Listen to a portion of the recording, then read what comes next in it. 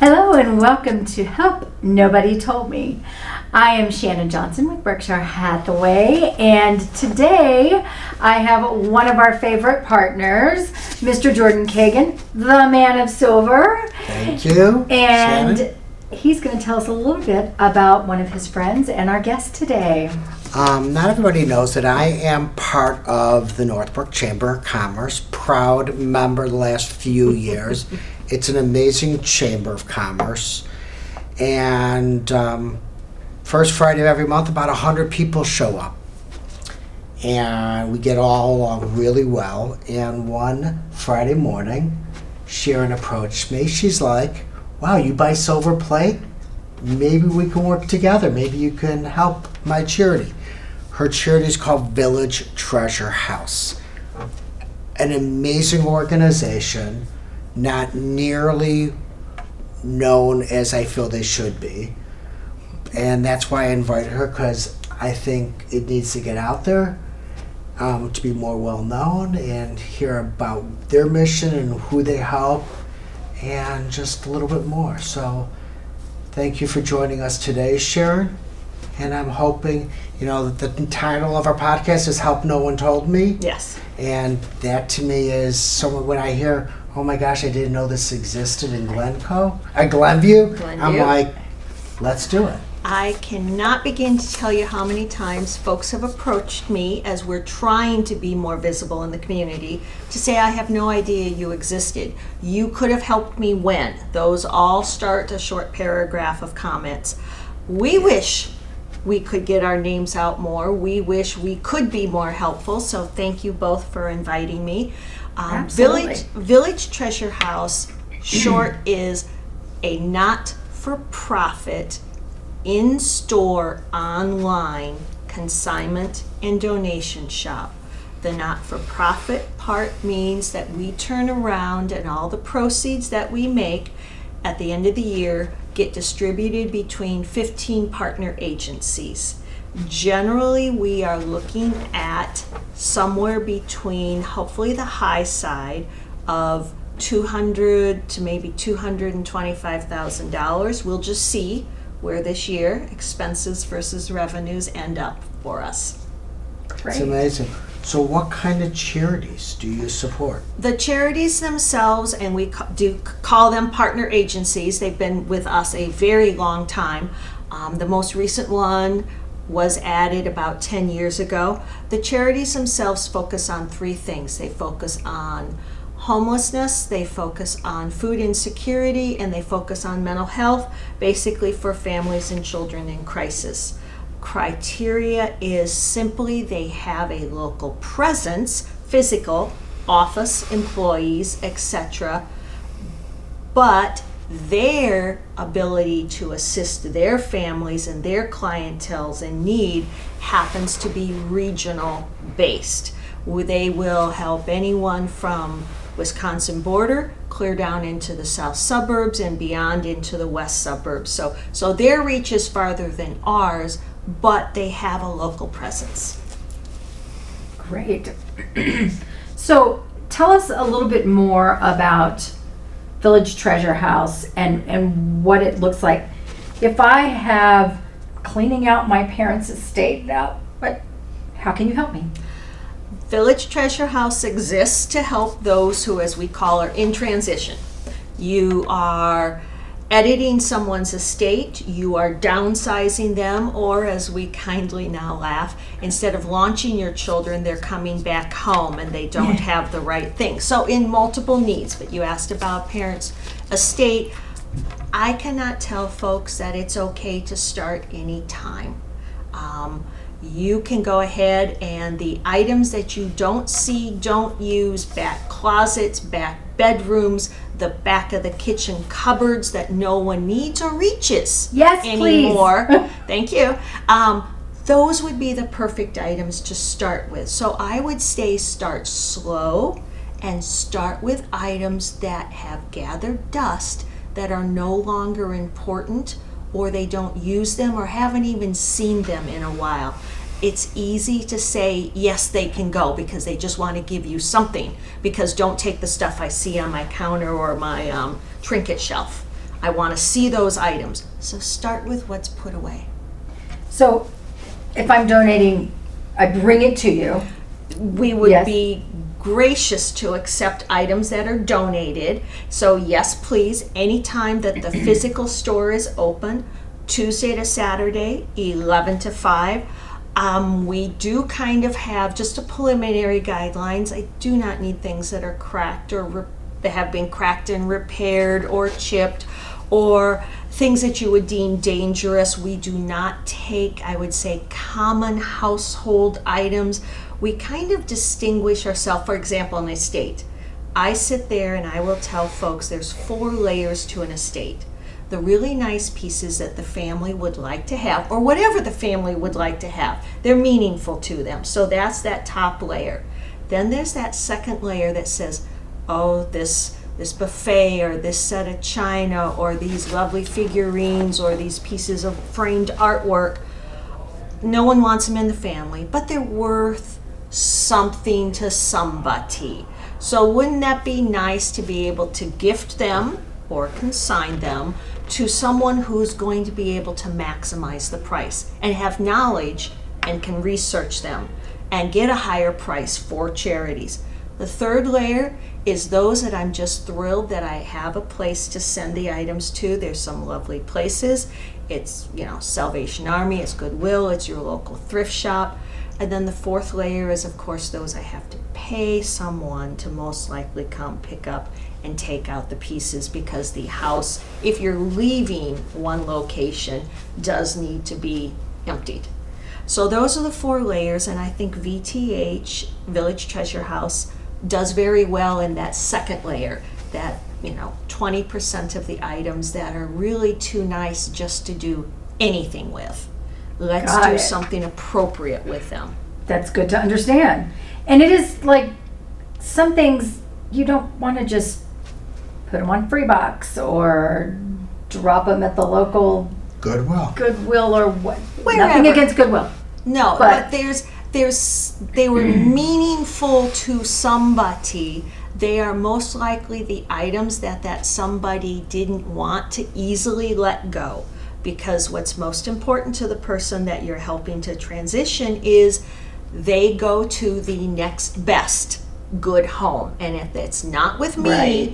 let's find somebody who will appreciate it. And our customers, our buyers, have a lot of items to choose from. They're very discriminating.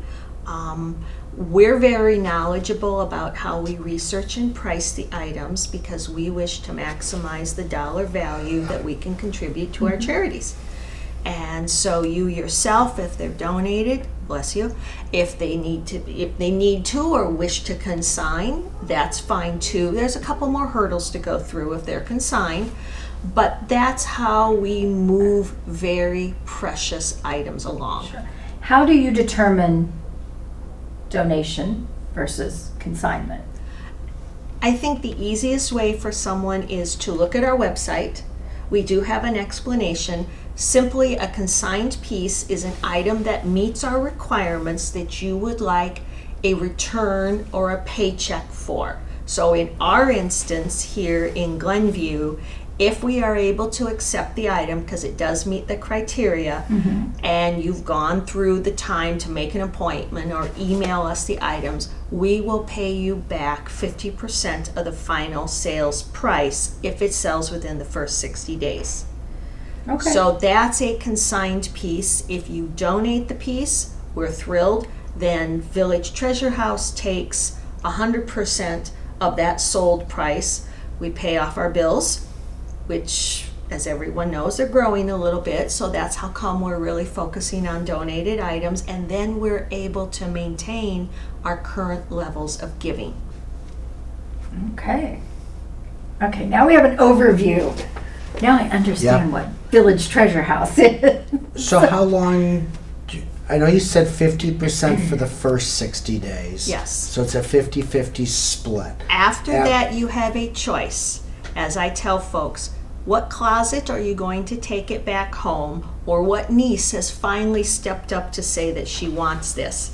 And don't fib to yourself, because if it really is going, consider leaving this item or items with us, and then we would take a final markdown, and then the 100% of the sales price, even though the item was originally consigned, would go to our agencies. And then they don't even have to come back, pay for gas and pick it up. Correct, and you get a lovely emailed tax letter, even though the tax situation doesn't affect everyone.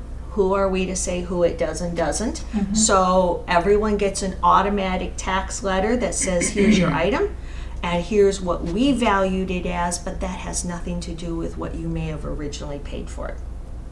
So that's for you all to determine. There you go. So you have a background in production scheduling, inventory management. How did those skills translate into managing a resale shop? I do. What I look at the concept of marketing ourselves to say, here we are, going out in public, meeting people at the Northbrook Chamber, and knowing enough how they can be helpful and how we can be helpful, and then turn around, intake the items, record them, price them and research them. We take them into the photography studio and we take photos, and then we have an entire merchandising team that sets up vignettes of all of our items for sale in a 5,000 square foot showroom, even though it's a warehouse, which, by the way, we are in between a wine supply wholesaler and a plumbing. And oh, by the way, the stargazing people are across the street. We've got a gym. We've got heating and cooling. So we literally are up and down. Target. On the kitty corner from us. But Aldi. we're literally up and down a wonderful little street that's a warehouse district right off the main venue. So then they display them, and then we sell the items. So I look at us never knowing with our appointments if you're going to bring in 15 successful items or you're going to only bring in 2 items in your 15-minute time versus how many items and what's going to be donated. We also never know what's going to be sold. It's not like they're all pre-ordered. Right. So I consider the whole thing like a giant Rubik's Cube. And then we have 100 and I think we counted, I think there is 105 or 107 active volunteers. Wow. who self-schedule in multiple departments. So basically having this all come together with the item stream and the volunteer scheduling in all the appropriate places, like I said, to me it's like a Rubik's Cube, and that's part of my job to help make things streamline, because I will always tell folks the most important hour of the day or the maximum value is the volunteer hour. I mean, that's most important. You want to make it productive, you want to make it useful, you want to make the volunteer feel appreciated, and truly they are. And at the same time, we also couldn't do it without the items. Right. And then those nice things come together. You come walking into the store, you buy something, you're thrilled, you did not pay full retail price, even though the bottom of the ticket says Crate and Barrel. You know, you're happy, the niece is happy, whoever it is. And then at the end of the year, we have some nice funds in order to distribute again to the charities. You mentioned volunteers, and I heard you say earlier when we were talking, you have 105 volunteers. Yes. Some of them are seasonal, some are year-round, some are able to come 3-4 times a month, and some people, bless their hearts, are here with us for over 20 hours every week. Wow. Everyone in their life, honestly, between kids and parents and other relatives that need us and responsibilities, about 15 to 20% of our volunteers work full-time. The rest of everyone else is, retired or semi-retired. Our youngest volunteer, I believe she's 17. She is a student at Glenbrook South. And our oldest volunteer, I think we're getting ready to active. She comes in at least once a month. I think we're getting ready to celebrate 90. So there is something for everyone. I was going to say, opportunity for That's amazing. anyone. Yes. Talked about volunteers, they set their own schedule, different departments or hats they wear. What kind of different departments or hats? Again, as far as the volunteers, if you happen to enjoy decorating, or that's what you did in, I call it a previous life. We have our management team. If you're just good with numbers and computers or sales and research, in other words, everyone loves to look things up on the computer and the phone now, and so we need to put that prowlness into play in the research department. Literally greeting and saying thank you and packing up the items that are sold every morning online overnight has to be done carefully, successfully, and then folks come in to pick them up later in the day or later in the week. So we do have positions, jobs, volunteer opportunities for a wide variety of folks. Definitely. What are some misconceptions about trying to donate furniture or home goods? Trying to donate furniture, we do have people, although we discourage it, that literally bring a truckload in off the back thinking that we're going to welcome it all with open arms just because they brought it. Unfortunately, we can't. We have pretty good standards as to what our customers wish to buy from us. So if we don't think we can sell it, even it may be an impeccable, but if it's a huge china cabinet that doesn't come apart, we're not taking it because we can't sell it. We are in the business of gifting away our grant money. So we may end up passing on it. The other concept is we should be willing to take everything. We're a charity. Well, no, a lot of people don't want other people's not very pretty casts off. That's where you find the corner down by the end of your driveway and write a big free sign, because the person who will pick that up will be somebody who can make good use of it. Even if they reimagine the entire piece, they're the creative ones. So there's nothing wrong with that concept. The pieces that we do take in, most of the time everything comes in via email. They email us, they say, can you take these items? And then we will send you back an email one by one to say, yes, these 6 pieces, I'm sorry, we are unable to take these 2 pieces, and we offer an explanation. Usually it's condition. And then when the items show up, the most important thing is they look just like the photos in the email. Yes, we can all tell you stories as to how come we offer a little bit too lengthy of explanations, because folks have tried to skirt the system, but when you see it in person, yes, when you see it in person, that's all you want, is a very true to form example of what you were trying to sell us in a way, just like real estate, to the point that we get 20 some emails a day to say, hey, can you take this as a donation, or can you take this as a consignment? Because I need to move this piece by XYZ, the house is closed, or the stagers come in and said, she does not want these pieces and they have to go. And we're not paying a storage unit, so give me 3 days notice. Most of the time, we will actually try to figure out how to make it work. But that's how we obtain a lot of our pieces, our oversized artwork, our rugs, our floor lamps, things that are too difficult to bring in your hand and donate them across the table every day or across the counter. Understood. Does anyone ever say to you that I looked up this item that I have online and I can't believe it's like selling for $1,000?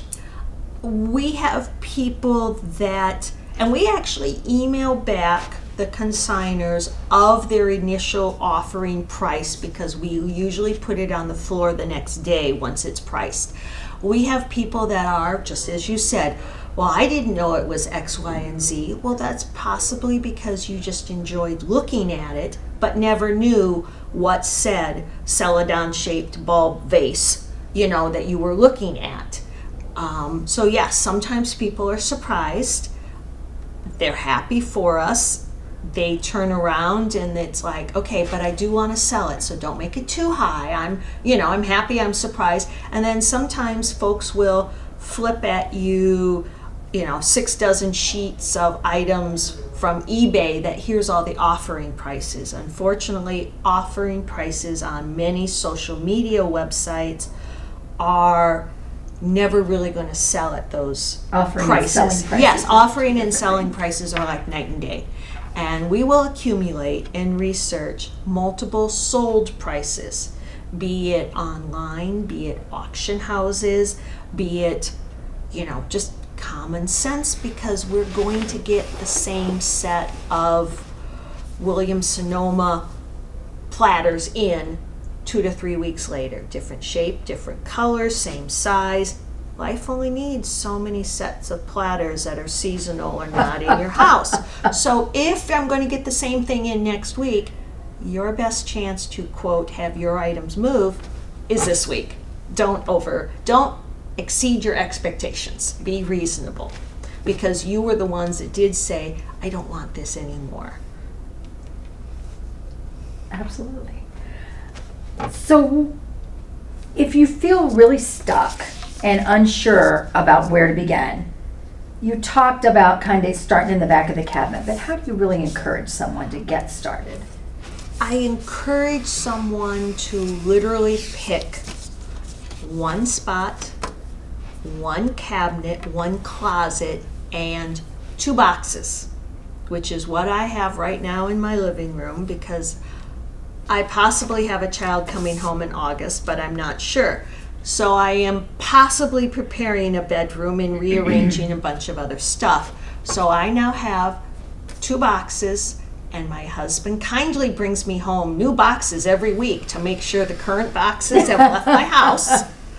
And that's how I start. In other words, I don't need this. The children are in a position where they don't want it already, because we've launched 2, and the third one is pretty much a minimalist. And So when you say that's where 2 I start. boxes, fill 2 boxes. Oh yes, fill 2 boxes Okay. up and have them Fill disappear 2 boxes, folks. every single week. A week. Yes. Okay. And just start, and That- and close 2. If they don't fit, I love you, but I got some great resale shops for when you lose that next 8 pounds. That skirt that you wore 12 years ago, and it's black, so we get it, not much changes. You can just go get a new Do you one. take clothes? We do not. Okay. You mentioned it, so I was No, like, wait. but I'm just saying in general, right. that's a lot of what people hang on to way too long. Mm-hmm. And again, one of our agencies happens to be the YWCA in Evanston, runs a very nice pair of upscale clothing shops, donation only, one in Evanston, one in Wilmette. I think that's where my shoes came from. I'm seriously, yes, the shoes, the blouse, and the skirt all came from resale shops. Like I said, I just appreciate what Wings does. Wings is one of the charities that we support. What does WINGS stand for? Women in Need Growing Stronger. So they support domestic abuse housing for women and children, and situations that come up, and they are all located around the north and northwest suburbs, and I'm sure beyond.